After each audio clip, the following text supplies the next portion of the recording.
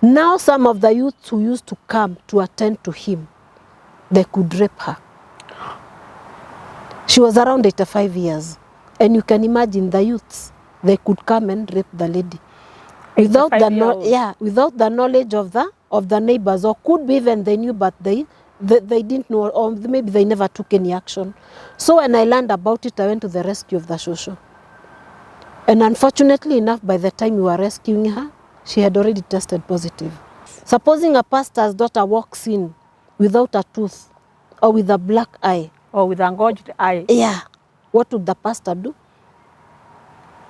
He wouldn't advocate for the girl to go back and wait for the next emergency that will land at his doorsteps. You see, he will handle it as a parent and in the right way.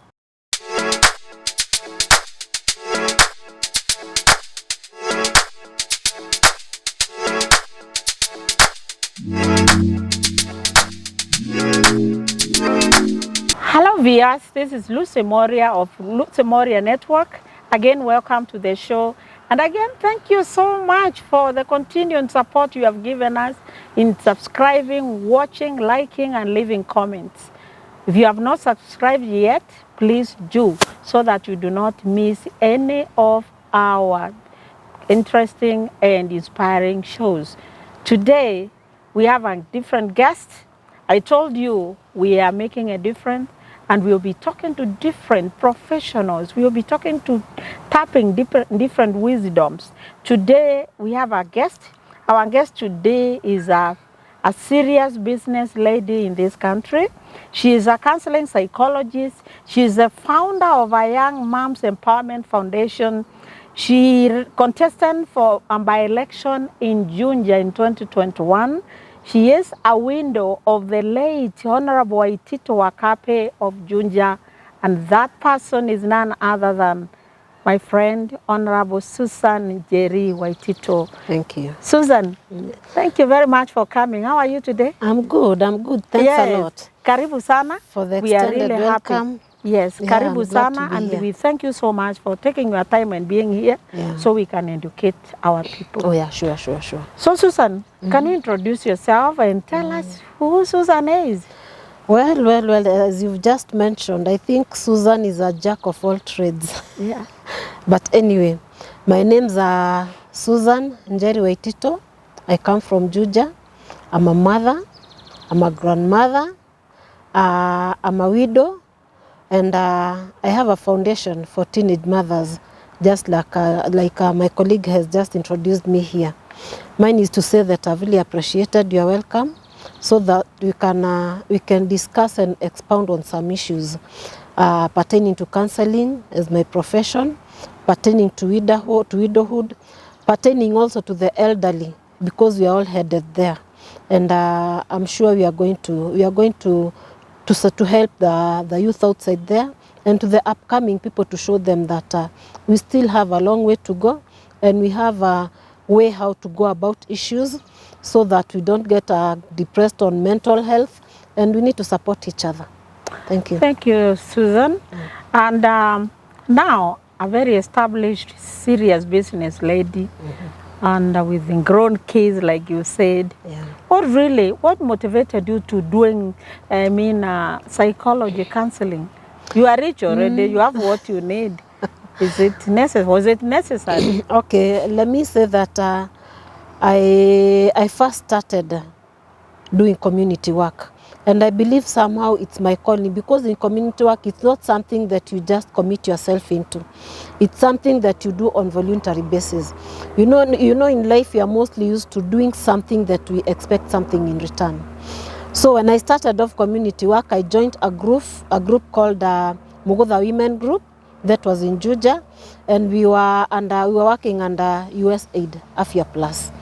And during that time, it was back in 2009, when HIV was very rampant, and it had a lot of stigma, and also medications were not very much available, and the victims used to be very, very much feared by people. So in the process, we got trained on home-based care, and that is when I started my career in community work. and also in counseling. So when we got in trained, it touched a bit of counseling, how to handle the patients or the clients and all that. I'm glad because we managed to revive a lot of them. A lot of them came to accepting themselves.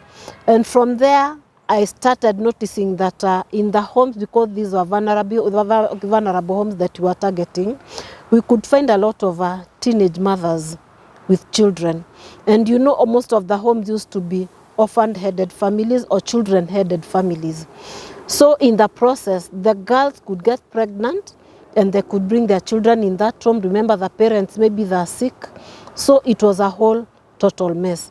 And that way, when the Afya Plus pulled out on the project, that is after we started recovering on the stigma, and now people could take themselves to hospital and take care of themselves. It's when I identified that need in the community. That is how I established myself to start off a teenage mothers support program that I've been doing till to date. So Susan, as a counseling psychologist, what does it entail? Is someone a lay person out there, for example, me, although I'm a nurse who is a psychologist too. Okay. So what would you tell people who would like to understand what is really your work in the community as a psychologist?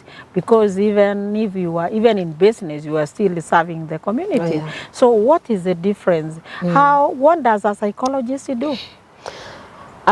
Maybe to make it in a very clear way and in a layman's language, counseling is more of a talk therapy. It's when you sit down, somebody comes with a problem, they express it without being judgmental. You know, most of the time expressing ourselves, we are held by being judged. It mostly falls in that way. But in counseling, when you walk into that room, you are assured, number one, of confidentiality, so that when you talk, whatever you'll say, no matter how difficult or how deep your issue is, you are assured of confidentiality. So that is one step. Another thing is that you are not judged.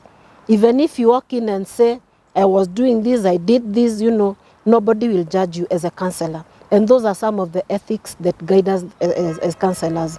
So it's more of talk therapy, a place where you will come, you will feel free to talk, you will feel free to vent, you will feel free to take a handkerchief and weep. You'll be given time, you'll be listened to without being judged. And that is a good therapy by itself for anybody's mental health.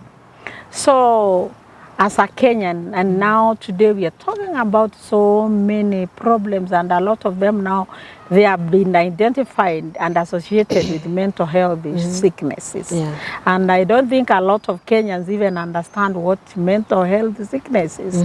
No, long time we are used to see when someone has ameenda kuku, as you remove your clothes and start running away, huyo ni mwenda wazimu. So what can you tell us about mental health? What I would say about mental health, mostly the way we take it, we identify mental health with people who are, let's say, who have gone berserk, or a mad person. That means they have all the external signs that person is not psychologically okay. Maybe the way they dress, the way they're walking, the way they're dirty, they're not bathing and all that. But to be sincere, most of us, we are going through a lot of mental issues. And as Kenyans? As Kenyans, yeah. And it mostly depends even on the degree. The degree, we call it the degree of madness. Because every one of us has that element. And that is why you'll find that a very sane person today, she's okay, ameshinda kazini sawa sawa, she's gone home. Suddenly, maybe she's even murdered the family, you know. Maybe she's even struck a kid, you know. So it only depends on the degree of our madness. But to go well, it's good to take care of our mental health, because it's not only that mad person that we see collecting papers outside there. There are people who will walk into their houses, they'll just lock their rooms, cry. That's still mental health problem. Yeah, that's mental health. That's mental health problem. Because with good mental health, it shows that the way you do your things, when you cry to an extent, you know we cry for a reason. When you find me crying in my room, locking myself, and you ask me what is happening to you. Maybe I don't have even a reason. I'm crying over something that happened a week or months ago, you know. It shows that, it portrays that you have some underlying issues in you that you need to let out, let them be handled, speak them out, so that tomorrow you'll be able to conduct yourself well. That is, even if it's about like crying, about crying, like I've said, you'll cease doing that, because once you start having that mental health issues, it brings you down in many ways. One, it affects the way you conduct yourself. It affects the way you relate with other people. It affects even your workplace. And in the process, it falls down back to yourself. You start judging yourself. So and so hates me. But you went and you had an outburst on her, and they'll start saying, what is wrong with this lady? You know, she's been our friend for long. She's been speaking very badly to me, you see. And then you retreat in your cocoon. And at the same time, this is a collective responsibility. Even for the friends, when they try and trace, they know you before. So when they start noticing something amiss in you, it's good to try, maybe take you to the direction of going for counseling. If not so, at least try to accommodate you and listen to you. Maybe it could help a lot in a lot of mental health issues that are being taken back to our houses, and we find things just happening, some very sad things, a lot of marital breakages, a lot of marital issues, a lot of marital fights, you know, a lot of marital murders, which are very, very serious nowadays in our country. So Susan, since you are a psychologist and you are aware about all these things, like in Kenya today, I'm sure you are aware of a lot of problems, a lot of issues. Can you categorize or let us know, because this show is about aging, and I told them several times that aging is a process and everyone is aging. Doesn't matter you are 1 year old, 5 year old, youth, mother, going grandma, all these. Is there a category which is affected more by this mental health? You say, or is it like... Okay, that is according to my opinion. I would start off mainly with the youths. They are affected more? They're affected more, yeah. And also coming to the elderly. Because, you know, it reaches that age. Like for me and you, we've just come to a disclosure. Yeah. Our last borns are grown-ups. Yes. They're out of our houses. Yes. So you can imagine we are all alone. Yes. In our homes. What does that translate to? We live in an empty nest. Yeah, in an empty nest with a lot of emptiness, you see. Yeah. And at the same time, you may have some elderly people, maybe who have retired without any proper plan.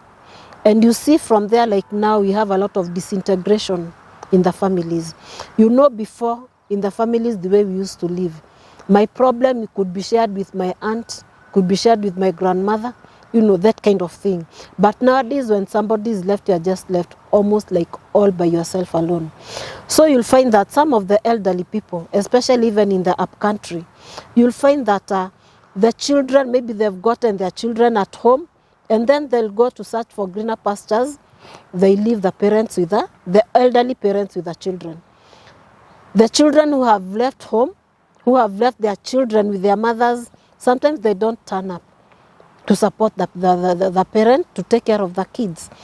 So you can imagine at that age you are retired, you didn't have a proper retirement plan, or rather even you are staying home, you've been farming, you know the normal social life in up country. So you can imagine that elderly lady, ameachua watoto hapo. She does not farm. Nowadays there are no big lands to till, and even there are no returns in farming at times. So they're left in a very desolate solution. They're very vulnerable. And the chain does not stop there. Because those children, when they see that they're vulnerable, especially the girls, you'll find a girl compromising herself just for something like a sanitary towel. She'll get a kid and take the kid back to that old lady there. The same grandma. Yeah, so it's a whole total torture to the elderly parents. And also some of the youths, when they leave their homes, when they leave their parents back at home, they don't remember to go back to see what is happening. They don't remember to check on them. But I understand at times it's because of the hassles they find, maybe down in the towns when they go trying to fend for themselves. It's not easy. But at least for those elderly people, as much as you may not give them a lot, but giving them a shoulder to lean on, supporting them, because they're all alone. Supporting them. Some of them, they're even widows. some of them, Susan, Yeah. are you trying to say that, like, about the loneliness now? The loneliness, you exactly, could be having even the money, the nice house, Exactly. everything. Are you saying you can still be depressed? Yeah, you can. You can. So it's not about the money. That emptiness. It's not about money. That emptiness. Remember, human beings, we are more of a, what do you call it? We are more of a social animals. Yeah, exactly. We are more of a social animals. So once you're left on your own, and especially I want to touch on widowhood. When you're a widow, you'll find that before you had a social circle of married couples, yeah? So when you become a widow, you'll find yourself in a different place. They all leave you. Yeah, they all leave you. In most cases, I don't know whether the way we translate it, but maybe unless you get there, it's when you can understand. Or maybe even when you're divorced or separated, you'll find that somewhere down the line, you lose it because you are judged. You left your husband. You're going to take my husband. You know, there is that insecurity in women. So you'll find yourself in a very lonely place. How about men? Because it's not just about the widows. There are also widowers. There are also young men also who are left even by their wives. I believe it also happens that way. Because you see, if somebody is a widower and I'm married, I'm with my husband, he comes visiting. Tomorrow he comes, he doesn't find my husband. Remember, before he could come when we were couples. Yeah. I welcome him very well for a cup of tea and everything, and my husband could not mind because the wife was at home. Yes. You know, but now the wife is not there. So when he is single, he cannot be allowed. He's single, he cannot be allowed. He'd be judged maybe in a different way. So somehow you find that they'll retract, you know, they keep to themselves. They keep the depression now crops. Yeah, the depression now crops. And also about this kind of sharing, you know. Sharing what? Consulting when you have a partner. Yeah. When you have a partner, there is this process of maybe sharing, and it's also very therapeutic. Yeah. It's very therapeutic. When you've had your long day at work, you'll come at home, you'll find your husband or your wife. You tell him this and this happened to me. You laugh about it. It's very therapeutic. But now you are left just by yourself alone. What does that translate to? It affects your mental health. The house is beautiful. Yeah. The compound is nice. Yeah. Beautiful cars. But you are not alone. Yeah. But you are lonely. You are lonely. Yeah. You are lonely. Now, especially for the elderly, with all the things you have described, you know, a lot of them, even these children, they may not even understand what's going on. They may not even understand what you're if someone sees me smartly dressed or you walking on the streets with a big car, they might not even think you have the depression we are talking about. Exactly. So how can you identify the signs and symptoms of someone who has a mental health problem? May it be you, may it be what? Can you? Okay, number one. Are there symptoms and signs? Yeah, there are. There are symptoms and signs. And mostly they're picked by the people who are close to you. Mostly for yourself, you can't identify yourself with depression. Oh, okay. But people who are close to you, they'll start telling you. Nowadays, you don't talk. You used to be very noisy. What is happening to you? You know. Some of them will say, we come to your house, you used to find it very clean. What is happening? You know, it's in a total mess. At times you'll have these outbursts that can't be explained, that don't deserve to be there. You know, the people who are close to you are the ones who can identify and who can help you to identify you have a problem. At times, even the way you conduct yourself, you may go to the office, you used to be active, doing your work and everything. But in the next minute, you find yourself, you're just lying on the table, you know, taking a nap. You justify yourself, last night I didn't get enough sleep, but you feel in you don't have that. You don't have that energy. You're just not yourself. But the people who can help you identify are the people who are close to you, who can try and see what is happening to you, who can ask you, yesterday, we found you sleeping. What is happening to you? What is making you not to sleep at home? You know, that kind of thing. And if they accommodate you, they may not help you, and that is where a counselor comes in. And there's a difference between a counselor and a psychiatrist. You know that. Because a counselor does not administer medication, yeah. But she can refer you to a psychiatrist depending on the magnitude of the problem that you're having. But we start from there. We start from counseling. So psychiatrist is medical cases? Yeah, sure. So, yeah, we've had some of the symptoms and signs of someone starting changing, and the only people who can tell there's a change is those people who are close to you. Viewers, if you have not subscribed yet to our channel, please do it. Subscribe, watch, like, and leave a comment. Subscribe, so that you do not miss any of our videos when we upload them. Thank you. So these are the symptoms, and if you see them now, how do you have, sometimes people refuse to believe that they are sick. I've seen people who refuse to believe they are sick. How do you get them as a psychologist to talk and open up to you and believe there's something wrong? Okay, what we do in counseling, we have the stages that we go with a client. One of them is creating a rapport. I have to assure you of your confidentiality, such that when you tell me a good thing or a bad thing pertaining to you, you are sure I'm not going to judge. You will feel free to talk it out, even to come to a good disclosure. And before you come to a disclosure, we have to have that rapport. We have to create that a good relationship, so that when you come to a disclosure, you'll know that you'll be assured you are disclosing to the right person. And you'll be in a right place where you are very well accommodated. So a regular person who is not a psychologist cannot do that? Cannot do that. Because there is a way that is formulated to go about counseling. And that is what makes the difference. Like now, let's say, for example, and I'm not trying to malign the church.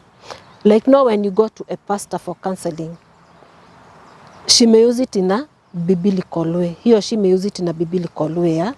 But he may miss those steps in counseling. So for the disclosure, it may not come as it's supposed to be, And that makes the difference between a trained counselor, because all of us can counsel anyway. Today I can come to you and confide in you with a problem. But not the thing is without that binding. So when you tell somebody you are in most pains and that, you are trying to get some counsel. Or some help. Exactly, yeah. Okay. But now this may land into the wrong hands. And that is why you see that some of the counselings that are done, I may come to you and disclose myself. Tomorrow I hear such a story with my friend. The village. What does that do to me? It actually demoralizes me more. And it pushes me even more into depression. So we try to curtail that.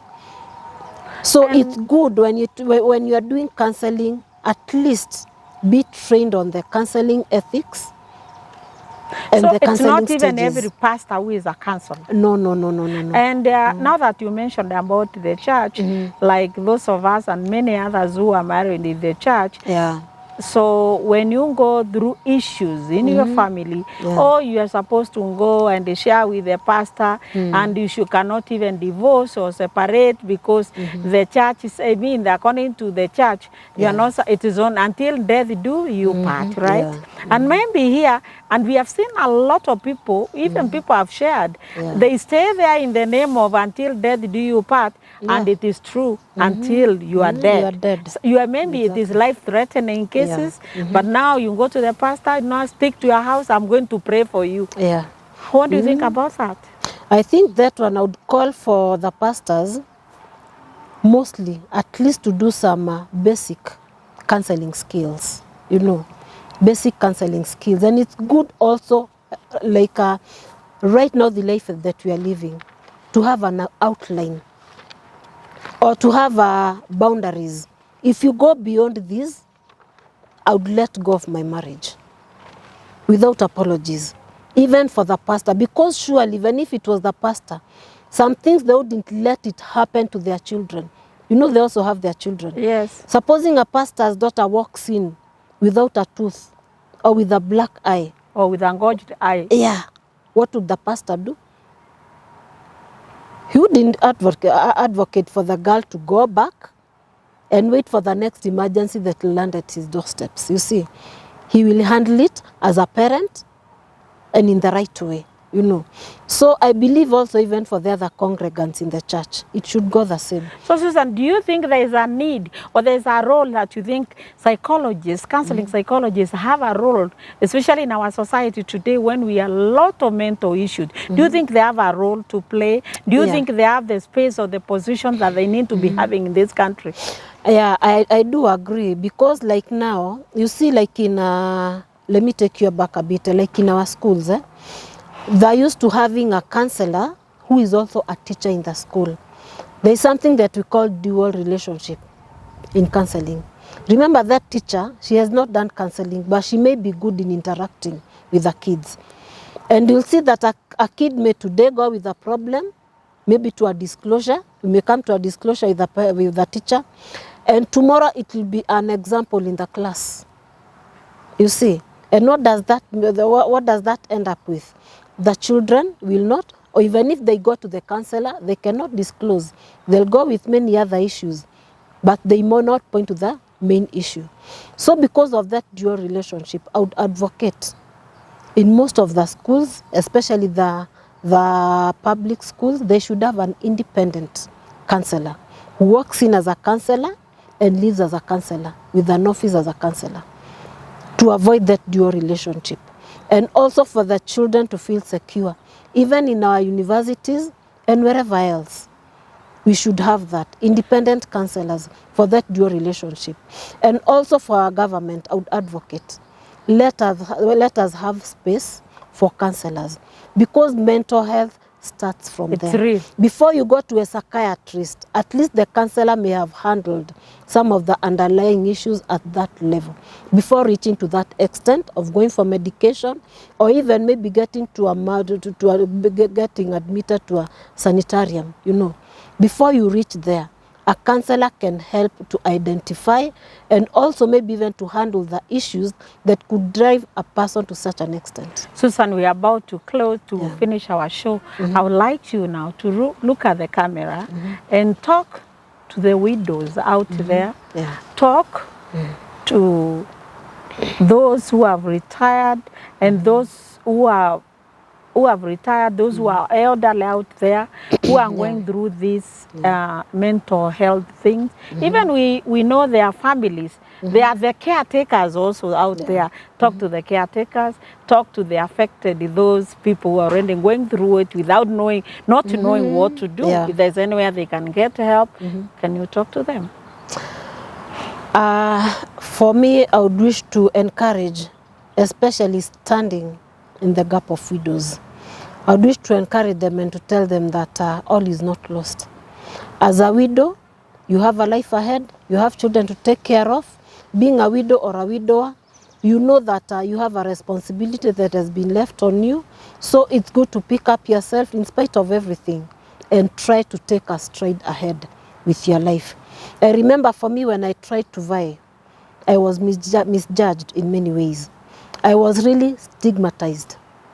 I was antagonized because my husband has just died and I thought, let me defend the seat. But remember, I reasoned. Even if I stayed in the house for 40 days, as it said, it could have never brought my husband back, you see. So I had reasoned that is gone now, it's behind me, but I have a life ahead. I want to relate also with a story, a small story. It's not a story, it's something that really happened in Juja, in Widowhood. There was an old grandmother who used to live there, and she used to live all by herself alone, and she could be fed by the neighbors. But not the unfortunate thing, she could not walk, so she could be taken outside for sunbasking and taken back inside, that kind of routine. Now some of the youths who used to come to attend to him, they could rape her. She was around 85 years, and you can imagine the youths, they could come and rape the lady without the knowledge of the neighbors, or could be even they knew but they didn't know, or maybe they never took any action. So when I learned about it, I went to the rescue of the social. And unfortunately enough, by the time we were rescuing her, she had already tested positive. The family had totally neglected the old lady. She used to live by herself alone. I tried to get her to take her to an elderly home, the home for the elderly. And the day that I was picking her to take her there, I remember I had even bought some ungas to take to that home as we escort her. It's when the family appeared. I never thought she had a family. It's when the family appeared. And they said they want to take her, and I said, fine, I have no right to stop her from being taken by the family. When she went, she passed on. Wow. So that is a scenario of the elderly, what they're going through. So even about being the caretakers and those maybe who are going through this mental health and they don't even know how to go about it. What can you tell them briefly? Okay, if you see somebody who is who is showing those signs of mental health issues, let's say somebody is in depression, you'll know them, they're withdrawn, they're not themselves, try to approach them in the right way. Try to talk to them. Try to approach even a counselor. I'm glad because nowadays people are embracing counseling. Like in schools, I've taken a lot of children through counseling. Because some schools they don't have counselors, they refer the children to their counselors outside the school. And that is a good sign. And when the children come, you are able to help them and able to talk to them. So the same thing should happen. Let us embrace counseling. Let us refer these people to the professional person. Just like the way when you have your tooth aching, you know you have to go and see a dentist. You should apply the same thing. Let us embrace counseling and let the government also come in to support the counselors so that we can have our space and we can help our people in mental health issues and we move together. Yeah. Susan, if someone wanted to reach you for some counseling, how do they reach you? Do you have a number or an email or something you'd like? Yeah, I have a number that I can, that I'm ready to share. Can I give it now? Yes, you can share the number. It's 07 12 38 2202. 07 12 38 2202. Yeah. Thank you so much, viewers. Thank you, Susan, for sharing. And viewers, if there's anyone who you know, anyone maybe around you, because she said the only person you can dictate if you have that mental health is all those people who are close to you. Should you find it, Susan has given out her number. You can contact, she can tell us more about it. So thank you so much, viewers. Thank you so much. Continue subscribing so that you don't miss these inspiring episodes that we have. Thank you.